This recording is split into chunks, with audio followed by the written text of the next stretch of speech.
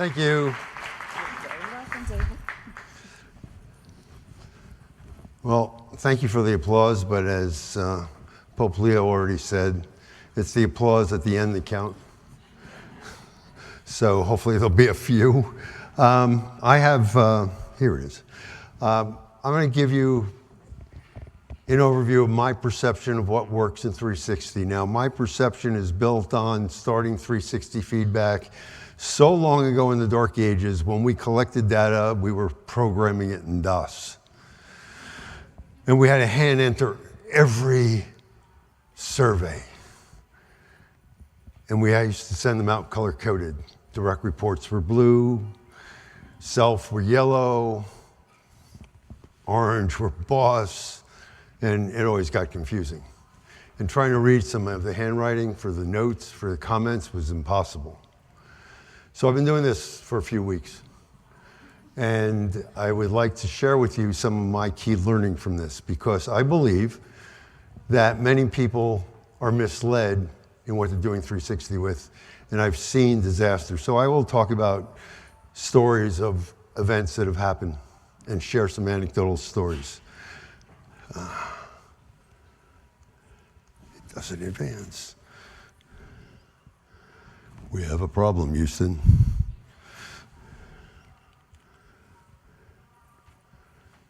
Okay.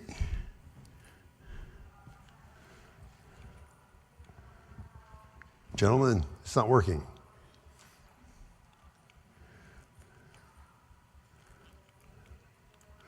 Needs new batteries. Guys, can you help me here? Advance the slide, please.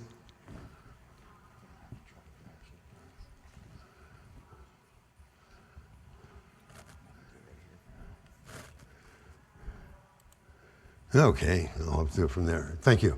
So what are the expectations for today? I have a few outcomes. First and most important outcome is to make you think. I've been labeled by many people the contrarian consultant because I do not go with what's popular. I go with what needs to be said. And some of the things that are said are not very good.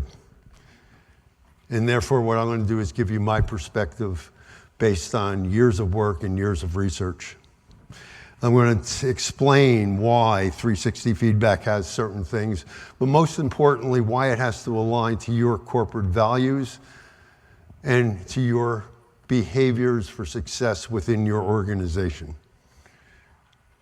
Because no two organizations are alike, and no two organizations the same. Communication in one organization is very different than communication in another. And we're using these off-the-shelf models. It's based on what they think communication is as a consulting firm, not what you think it is. So you're giving your people misinformation on what to do because they think they should develop on that. They didn't get a good score. But developing on that's going to mislead them. So that's what we're going to go over, and I'll give you some details. So for those of you in the audience who are Canadian, any fellow Canadians in the audience? Okay. Happy Canada Day. I know we're here. So we get time and a half. Oh, double time. The beauty is if you work on a Canadian legal holiday, you get double time, not time and a half. So nothing, 0 times 0 is 0. But today is Canada Day. And if you did download the handouts, my handouts are different than a lot of the handouts. It's not the slides. My handouts are actually a white paper sort of format that gives you details. So in case you need to know the Canadian National Anthem, it's on this page. Both in French and English. Don't ask me to sing, I'll clear the room. All right.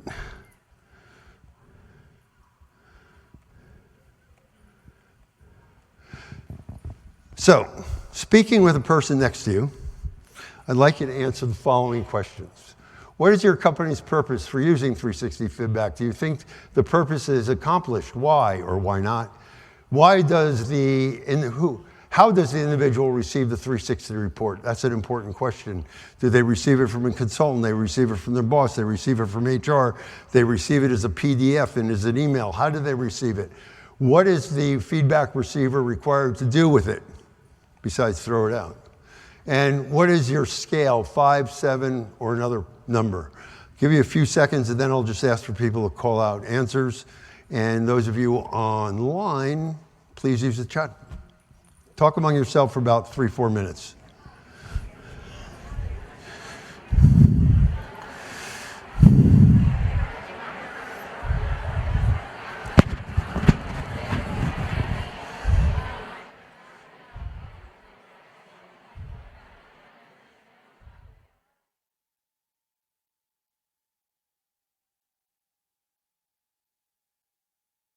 I need this. That's a life.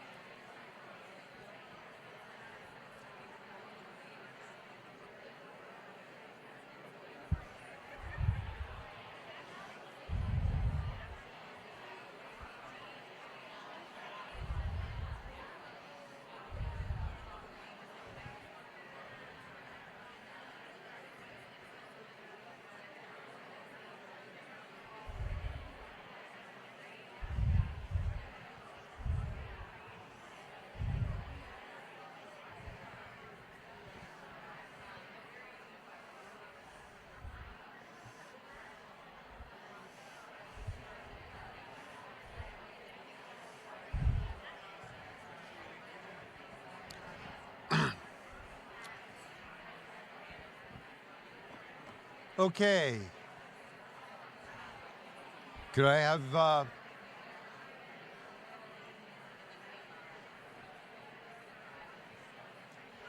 could everybody listen? This thing's too low. Could we come together, please? Do I have to be nice and loud? Hello? I'm sorry I started such a conversation. I'm going to leave. You guys can continue without me.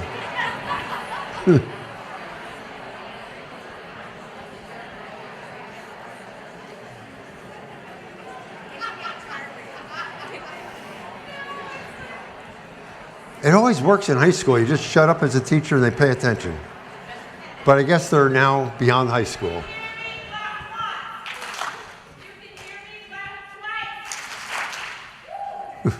Thank you.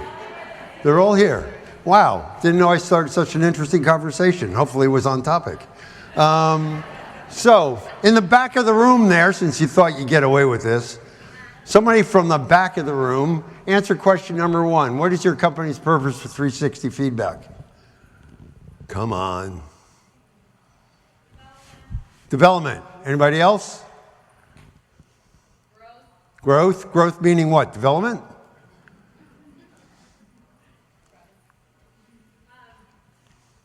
What's growth mean? Learning. Okay. Somebody else. Well, how else is it being used? What? Purpose. What else? Coaching. Self-awareness. Self-awareness. I heard that word P there somewhere. Performance. Hello. Who here is using it as part of performance management? Good. After today's session, hopefully you never will. All right? That is the biggest mistake you're going to make. I'm going to show you why later on. Okay, that's question number 1. Question 2 is, do you think the purpose is being accomplished? Are people growing? Are people developing? Are people finding an opportunity of self-awareness and as a result of that changing? Because if they're not, go back to the Johari window. Oh, sorry. Most of you are too young to remember Johari window. But hopefully you learned it in school. Is it happening? Are people actually growing? Are people developing? Yes? I was going to answer number 1, but at my place it was used to air grievances, so we're actually re-reviewing it. So I'm actually here to see how we could accomplish the purpose it was intended to be. Yeah, that's a good point. A lot of people use it for grievance. In other words, it's a retribution time. I'll tell them what I think. I'll never forget, I'm sitting out in the middle of Saskatchewan in the middle of winter, a little bit cold. And I'm doing this session with this construction group, and one guy gets up to me and he's really, really upset. He comes to me and he says, "This can't be right." And the comment said, "So-and-so is a grunt." He said, "It must be great." I said, "No, it says grunt." Well, this is back in DOS days. So I called my office and got a confidential fax and said, black out everything else except for the one word, and let's see if it says great or grunt. And it came through and it said very clearly in block letters, grunt. The guy was devastated. I said, "What are you devastated about? All your feedback is positive. All the other comments are great." And what happens when you use 360 feedback and you don't give instructions on how to give it feedback, people do anything with it. So therefore, the question has to be, do you even want to give the option for responses or not? And if you do, what do you want to do about it? We're going to talk about that. Okay, so how do individuals receive the report? I mentioned a lot of ways. How do they receive it? What? Email. Great. Anybody else? Verbally, by who? Their manager. Great. Hopefully that'll never happen again. How else? Dashboard. What? Dashboard. Dashboard. What do you mean dashboard? Like you receive your results, and then you have time to review it in your own dashboard. So everybody else can see it? No, just yourself. So it's kind of like by email. Kind of. Yeah. It's through a tool. Yeah, it's through a tool. Okay. Who else? How else do they receive it? Nobody has coaches come in at a great expense and coach them through it? With a coach. With a coach. Okay, so we're going to talk about what are the pros and cons of doing that. What do they do with the feedback once they get it? What's required by policy in your company once they get it? Nothing? What? Creating strength-based goals. Okay, and how do they do that? Who helps them? HR. HR. Okay, who else? You would do the same thing? How else? They discuss it with their manager and develop plans with their manager. Now, if they have the same problem as their manager have, it's the blind leading the blind. So you got to keep that in mind. We're going to discuss on how that should be done as it goes in. And what's the length of your scale? 5 points, 3 points, 2 points, 7 points? 5. Who has 5 points? Good. Hopefully you never use that again either. Who has 7 points? Nobody has 7 points? 1. Who has 2 points? You need black or white. Do it or you don't. Anybody have 10 points? 1 has 10 points that I can see back there. And we're going to talk about the scales. And let's go on. Whew. A lot to do. So on a scale of 1 to 10, write down what you think this apple is. And you notice a 10-point scale, and you notice something else about the 10-point scale. It's anchored by description. So do you think this is a 1 to a 10? How do you rate this one? Now, somebody else has the same question but perceives it from this perspective. How red is that one? And yet another person sees it from this perspective. It's all the same apple. It's all seen from different perspectives. So what is it that we measure in 360 feedback? Perspective. Perception is perception, and that is reality, by the great American philosopher Yogi Berra. All you measure are people's perceptions. So in reality, none of it's accurate. All it is the opinion people have about that person at a given point in time, usually influenced by something happened in the last week or so or a couple of months. So it's not even an honest perception. Because we have two things going on here. We have collective wisdom versus groupthink. And the gentleman back there who honestly said that it's a retribution time or it's time to get even, that's groupthink. We all get together over coffee and say, David's going to get a 1 on everything. That's groupthink, and that happens. Now, the collective wisdom is the beauty of this. Because all we're saying is, this is how people see you. If you don't like it, change their perception. That's all it is.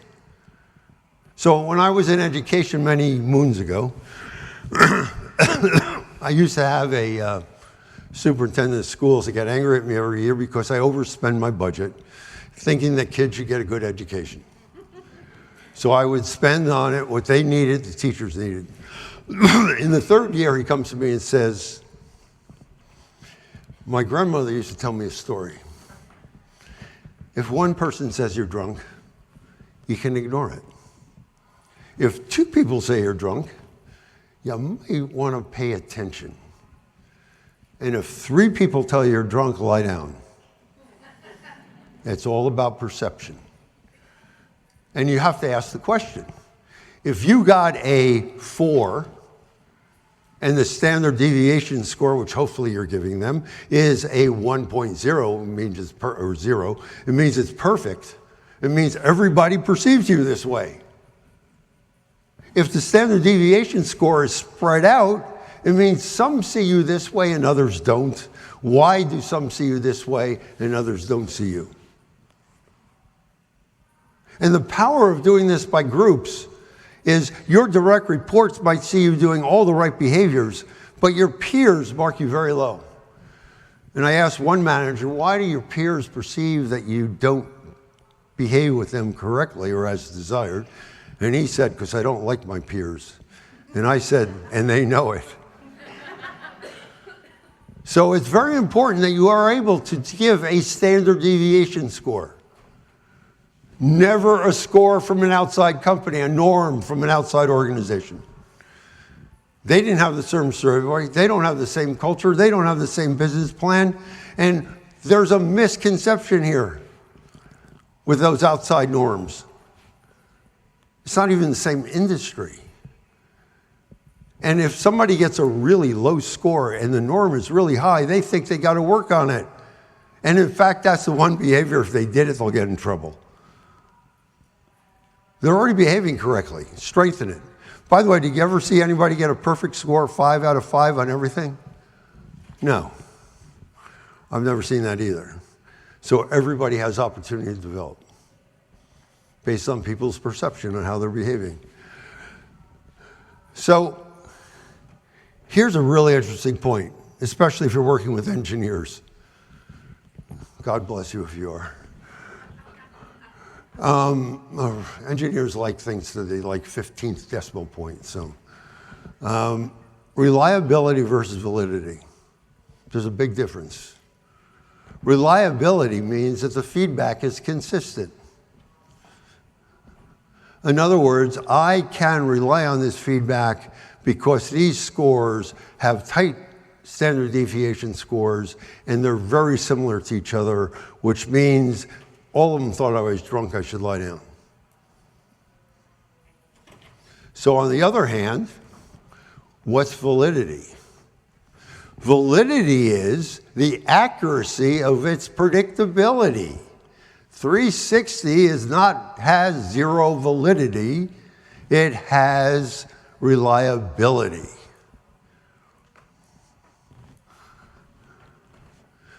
So what are you measuring? Because that's what it's all about. See, 360 feedback is really nothing. It's a piece of paper that has all these scores on it, and it doesn't mean anything until you do something with it. So the process of data collection and all that is a big deal. And by the way, if any of you want to know how much time you're wasting on doing this, invest the following information. How long does it take you to fill out that form?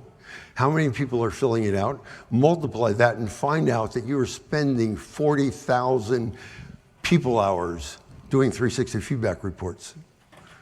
And divide that by 7.5 days, 7.5. And you just spent 3 months doing this. So one of the things we know about questions, they should be no longer than 25 to 30 questions. Because after 35, people get feedback provider fatigue. And when you have feedback provider fatigue, they just go right down the middle and give you whatever the middle is. Or if they see everything's a 4 or 5, they just go 4 or 5, 4 or 5, 4 or 5. So be careful with the length of your questionnaire. I know some of these questionnaires are 110 questions. All right? I know some are 75, 80. Give your people a break. So what are we measuring? And how do you measure behavior? What are we measuring? We're measuring a behavior. And anybody know how we measure behavior? Raise your hand. There's a prize for the right answer. Observation's part of it. That's good. Add to that. They're always related to a situation, yes. Outcome helps, but you can do the right behavior and get the wrong outcome. Oh, who said that? Very good. Ongoing basis mean what? Right. See me afterwards, I'll give you a copy of a book. All right. You base it on frequency of time it is done versus the frequency of time, opportunity you had to do it over a period of time. And most of you are not giving that direction to the feedback providers. We used to call these raters and ratees, and one day somebody said riders, so we changed that. And the reality is, it's not how well you did this recently, or it's not how well you did this once during the year. It's if you did this once during the year and there were 10 other times you should have done it, you should get a 1. But that's not explained in the directions usually. So 360 feedback statements are worded, unfortunately, as outcome. Communicates well with others. I guess that sounded right. How do they communicate well? Do they send smoke signals? Use Morse code? Do they send a note in a bottle? send text messages which people can't understand. They send it after hours and nobody reads it. Are you international and you send it at 2 o'clock in the afternoon your time, but it's 2 a.m. in Singapore? You need to have a behavioral statement. Shares information with others before they need it. You need to visualize it. Allows other people to finish their full comment before responding. What does it mean to communicate successfully? Those are the behaviors that should be on the statement. They should be in your competency model. Unfortunately, most competency models are outcome statements and not behavioral statements. And that's why they get misunderstood. Do you anchor the scale the way I did with the apple? Do you say, never's done this behavior before? Does it sometimes? Does it when they're reminded? Does it infrequently? Does it frequently? Does it without exception? Because once you anchor it, you get people thinking about that scale of frequency. And here's the thing, the one I love, exceeds expectations. If you're supposed to communicate with somebody all the time, can you exceed expectations? No. You can never exceed expectations on a behavior. In other words, it's in there in your profile because your company expects it to do all the time, especially if it's your values. I worked with one of the major pharmaceutical companies, and the executive team had a debate when we were doing the 360 and their performance management later on. For the values, will it be a 2-point scale or a 3-point scale? Either they do them or they don't. They felt that was unfair to new employees, so they put a 3-point scale. Doesn't do them. Too new to the company to really be measured, and does them. Now, here's another thing which I don't have in the notes, but I will remind you.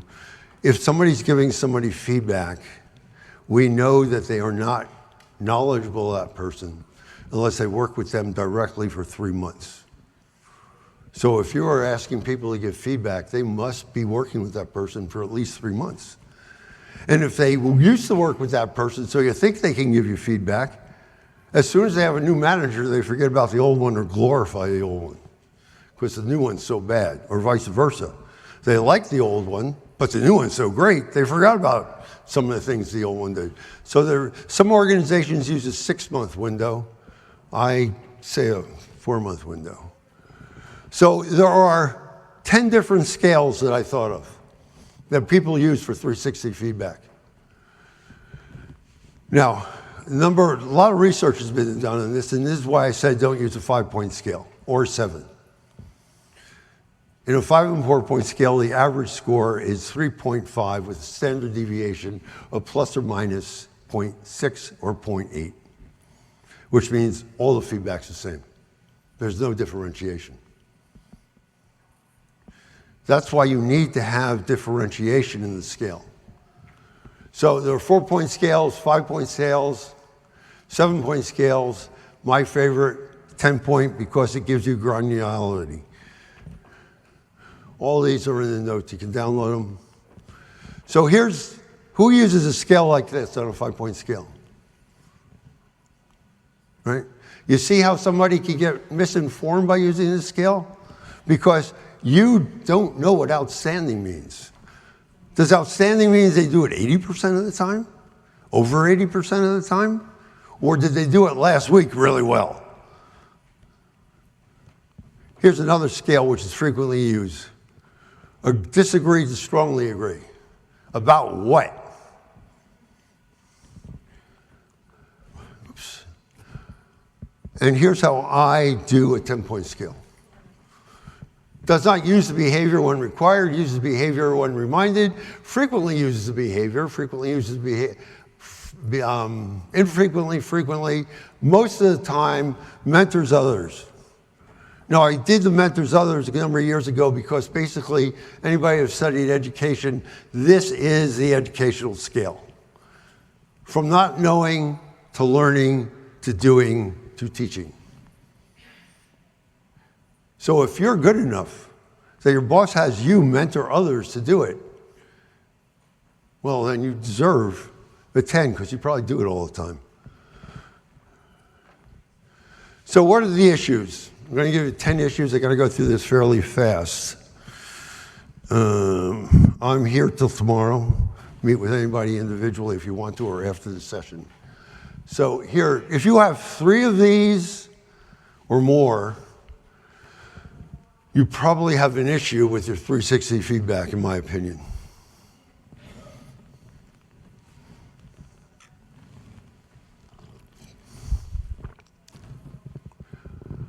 Lack of clear purpose. Why are we doing it? Development. For what?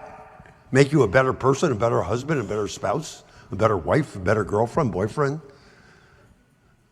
It's not about making them a better person, it's about making them a better employee.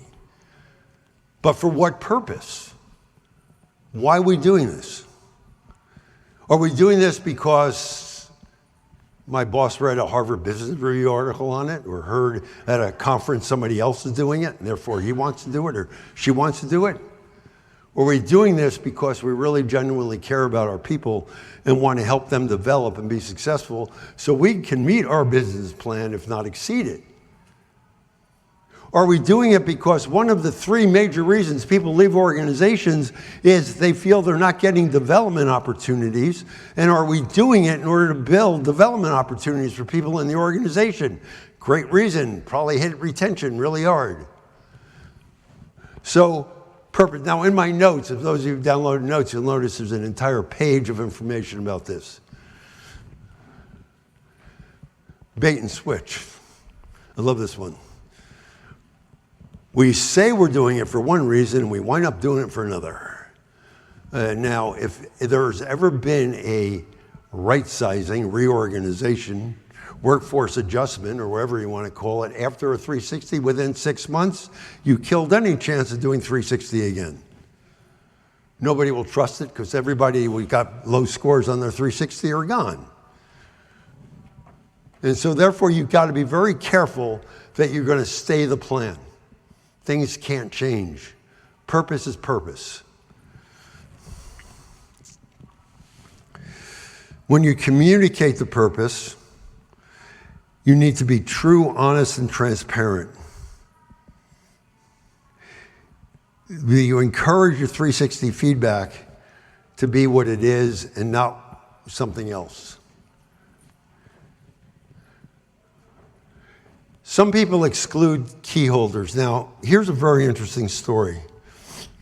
I was doing this with Mark Edwards, who is a professor at Arizona State University. And we were doing it for a company called Disney. This is many years ago. And somebody got their feedback report and was really, really upset.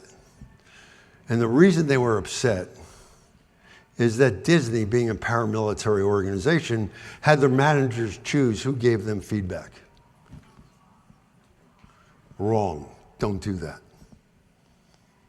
See, autonomy means giving the feedback provider permission to seek feedback, but it's pretty much set in stone. You only have a certain number of direct reports. You got to include all of them. And you only have a certain number of peers. You only have one boss, unless you have a metrics organization. So you really don't have much of a choice. And this poor woman opens her envelope, and she's having a visceral experience. And Mark says, "What's wrong?"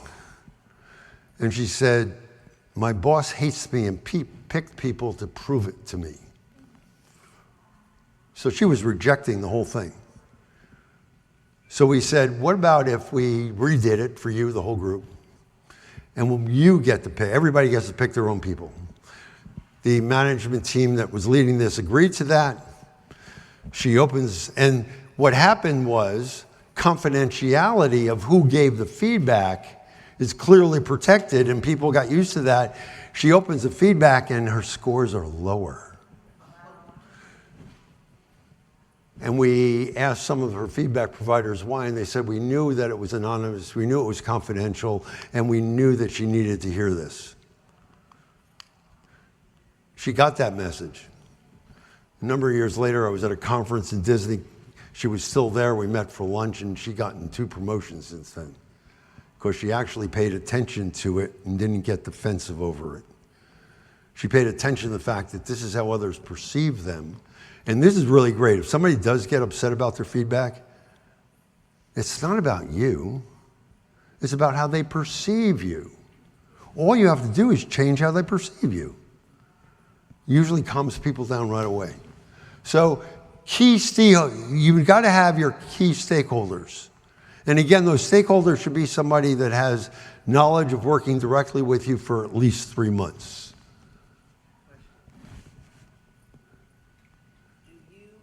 Would you recommend implementing a 360 on a volunteer basis, meaning that people are looking for feedback and growth and they are receptive to the process and it's not just universally across the board? Okay, so the question is, for those who didn't hear it, question is, do I recommend a volunteer process of 360 feedback?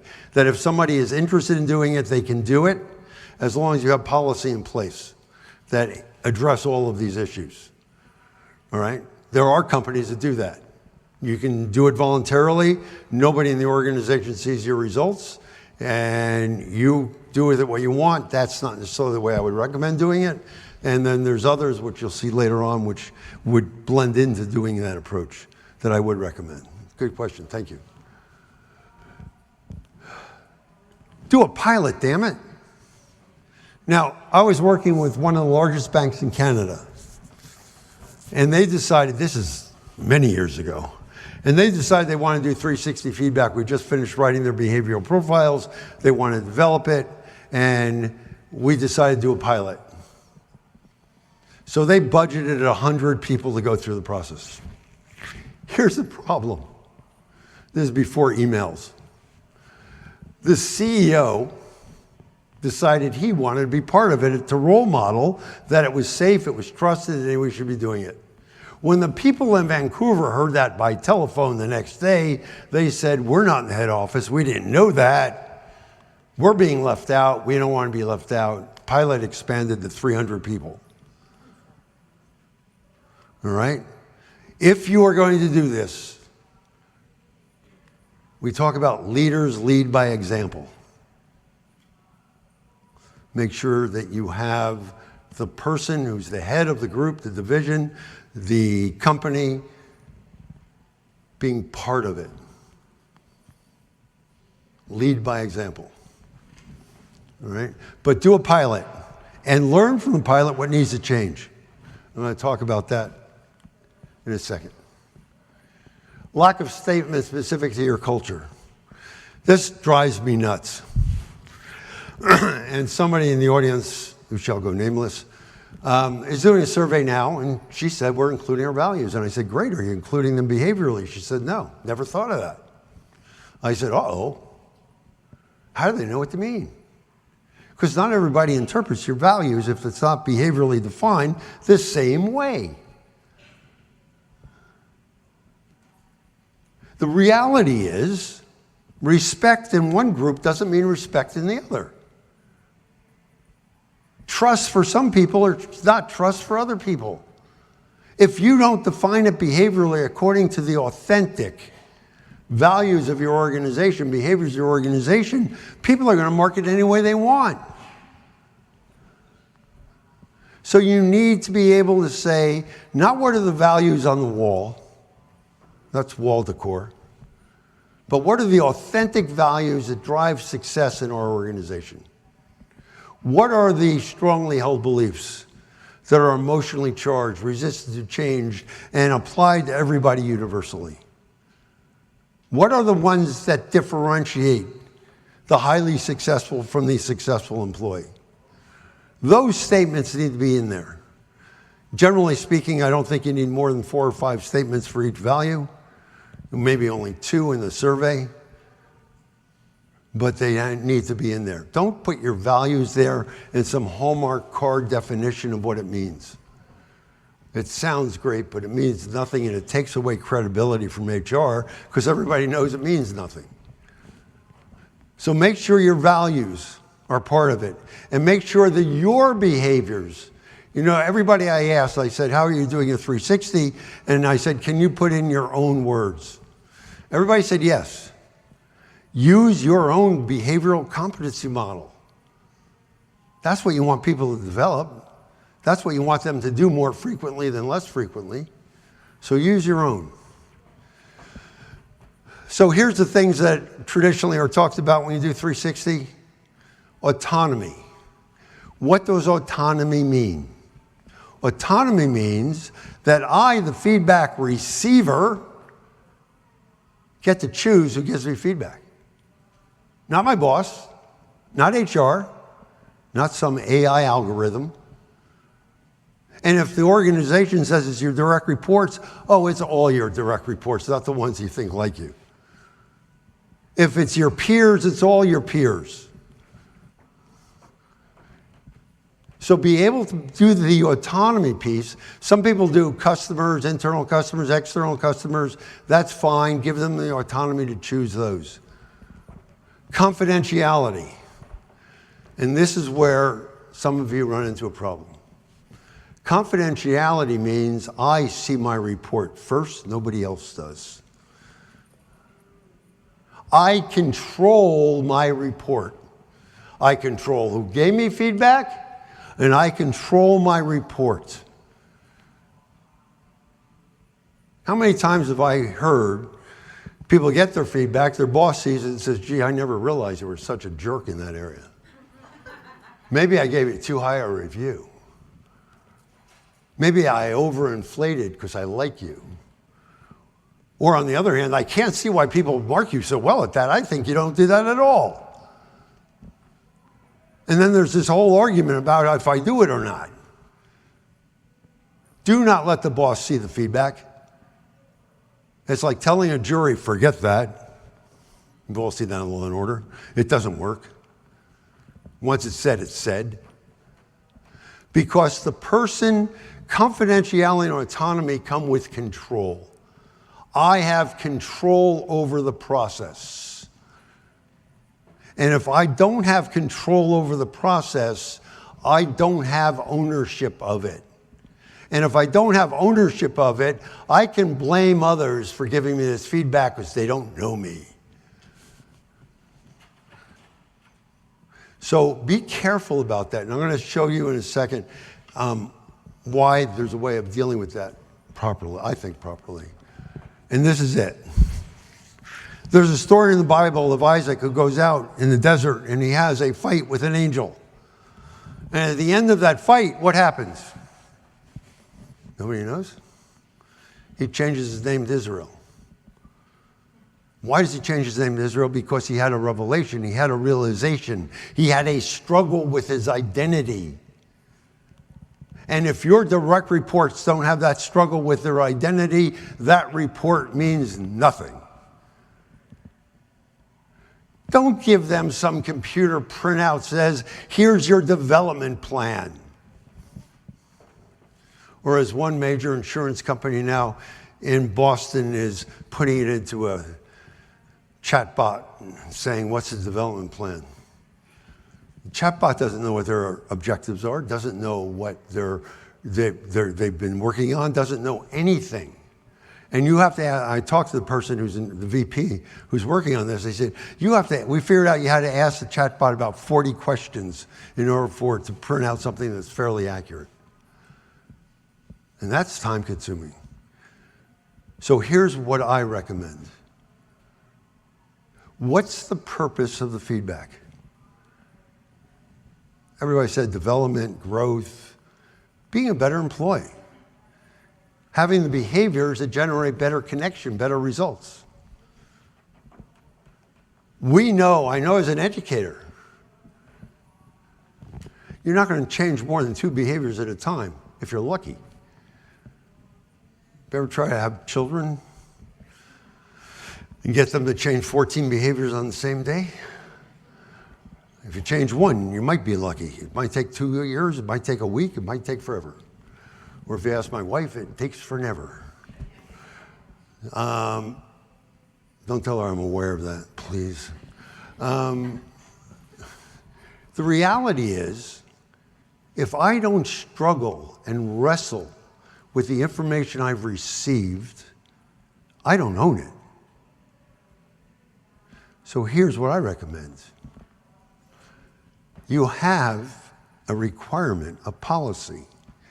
Everybody gets their own feedback privately. Could be by email, could be in an envelope, could be any way it comes. Nobody in the organization has seen it. It is sealed. You have 10 business days to share with your boss 2 development plans that are going to make you better at your job. Going to help move you towards success.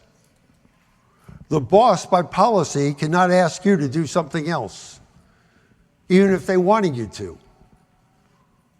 They have to understand why you're doing it, what the purpose of doing it, and how you came to that conclusion, and then support you on doing that. Guess what? You then share that with your direct reports.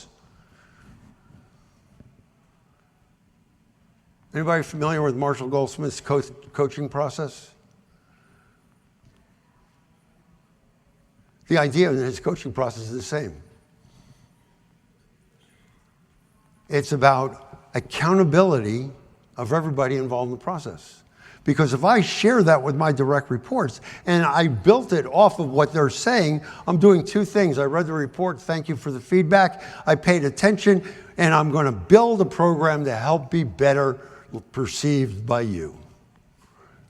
Now you have the freedom to tell me when I am and I'm not doing it. You become my support mechanism. I will check in with you every 2 weeks and say, how am I doing? That's all I have to say is, how am I doing? And if I missed an opportunity, tell me. And if I haven't missed an opportunity and I did it right, reinforce it. You waste too much time with these outside coaches. God, I wish I had the money for that. I wouldn't be here. All right? The fact is, you don't need a coach. You know how to do it yourself. Now, you might want to get them a coach to help them. That's fine. But the coach should be for a defined period of time, not an annuity forever. It's a 6-month agreement. If they don't change their behavior in 6 months, they're not going to do it. And by having them create their own report, they can't say it was imposed on them. They can't say, well, that's what my boss wanted. Here's the other part, insufficient training. Everybody intuitively, when they get this 360 report, know how to fill out the box 1 to 5. It's not anchored, there's no explanation. How many people get 1s? 0. Why? Because nobody wants to embarrass the person with a 1, even though they deserve it. You need to have a 45-minute lunch and learn session with people who are giving feedback for the first time, the feedback providers. Here's why we are doing it. Here are the policies on confidentiality and anonymity. And by the way, here's the scale. It's about frequency, not how well they did it, how recently they did it. And if they've never done it and it really upsets you, make sure you give them a 1. And if they do it all the time without exception, give them a 5. Even if they do it kind of hesitantly, but they always do it, they do it. It's not about how well they do it, it's about the fact that they do it. Give them training. Give the feedback receivers the same training. Show them the questionnaire in advance. Show them how to access the questionnaire online. Now, here's a problem internally when you're doing it. Do people in your organization trust the security of your technology? And if they don't, then somebody sarcastically is going to say, well, HR's behind the scenes reading all of it. That's when you use an outside provider. We did this with American Airlines. American Airlines wanted to buy the technology. They bought it, and about 2 years later, they said, there's a lack of trust internally. We're sending, do it for us. Go back to doing it for us. So you got to be careful because trust is a crucial element of this whole thing.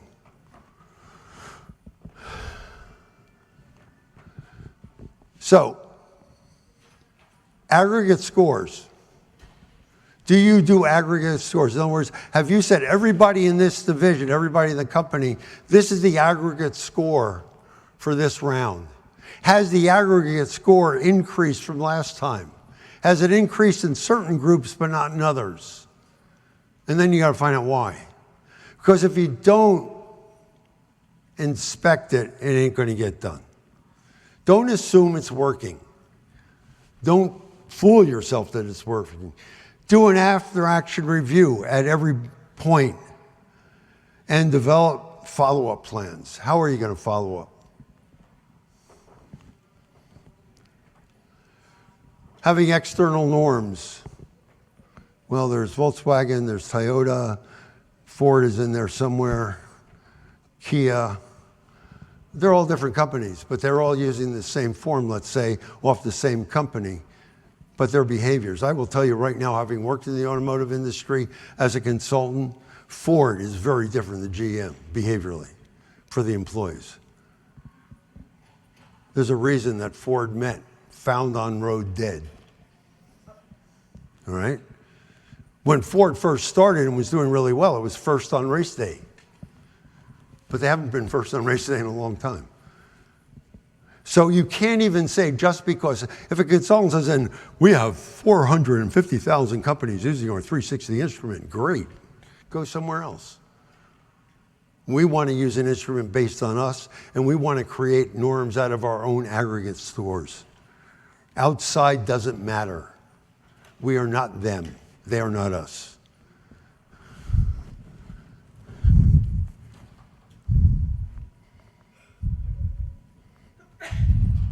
I got 5 minutes, okay. And the other thing is compound behaviors. And this is the 11th one. Accepts and gives feedback. Well, what if I accept it and never give it? What if I give it but never accept it? How do I score that? I give a 5?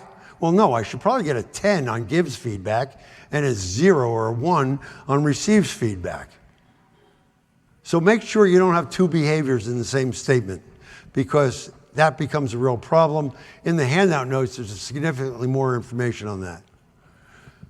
And every time you measure this, the way I measure your success of your 360 process is the FAST test. It's fair, accurate, safe, and trustworthy. Trustworthy to the people who receive it, safe for them to receive it.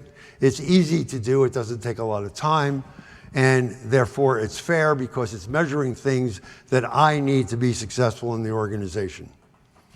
So, any questions? Who's the brave soul that has a question? We have 2 questions here. Where's the microphone? Oh, we had him over. You guys are next. Okay. Hi, how are you? Regarding the questions, are there any write-in where people write in Yeah. feedback to other people, or are these just questions where you answer on a scale? My question relates to, for example, if my CFO were to rate me or provide me feedback, I might be able to figure out who he is based on what he's writing because of our relationship. So how anonymous is it really? Well, that's really good. I've had people that have made bets on who it was and found out it wasn't them. And in the training you do for feedback providers, you give them the following training. You must use I statements. When you're late for meetings, it makes me feel that you don't respect my time. I'd appreciate it if you're on time for meetings. Well, there's 10 other people in the meeting. I don't know who wrote that. Don't say, you're terrific. Do the training. You're terrific doesn't, or you're a grunt. It doesn't help anybody. That just upsets them. They don't know what that means. I'd like to know, why am I terrific? I really appreciate it because you allow me to finish my thinking and respond to me with, that's been a really good idea. So you train people on how to give it. Some organizations have policy that there are no comments at the end. Some have comments. So, but I would use that training on how to use the scale to also how to give comments. We have questions over here. Oh, wait, next question over here. And then we can go up there. Jack. Yeah. Hi there. Oh, wow. My question relates to executive leadership 360 feedback. So, do you have any ways you recommend holding, say, a CEO accountable to feedback? And I'm asking because my CEO is asking. So it's, you know, he's open, our whole executive leadership team is open, the president's open, but they don't have managers. And do you have any consistent methods? Really, really quickly, he's not a police officer, is he? If he's not a police chief, because I do not believe in 360 feedback for police chiefs because it's public knowledge. It becomes public knowledge through access of information. Never give anybody who's in government at a very senior level 360 unless the organization can guarantee confidentiality. Yes, see me afterwards because that's a long answer, but it's basically the report being developed by the direct reports. And I'll talk to you, I can tell you how to do that. It's pretty straightforward. Any other questions? On this side? Are there any companies or tools that you have found do this really well that we could use as kind of a starting point? Yeah, most of them probably won't talk to you because they do it well. They don't like others doing it. Talk to me, and currently I'm not sure because a lot of companies have gone with these off-the-shelf programs that are not giving the results they used to get. So you can contact me and I'll try to find some that are willing to talk to you. Thank But you. offhand, unless I ask them first, I don't want to give their names. Thank you for that. It was great. When you put the 10-point scale on, there was a gray area with a description covering 2 points. So how would you train somebody the difference between those 2 points? Because that ambiguity needs to be there.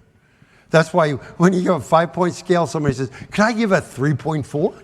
Can I give a 3.5? That ambiguity is always being asked for.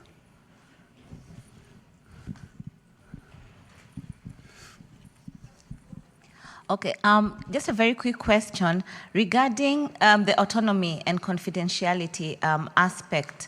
We are thinking of rolling out 360, and one of the discussions and debates we are having is about manager knowledge. But what is being driven is that there has to be accountability in terms of the manager knowing that you have received the feedback.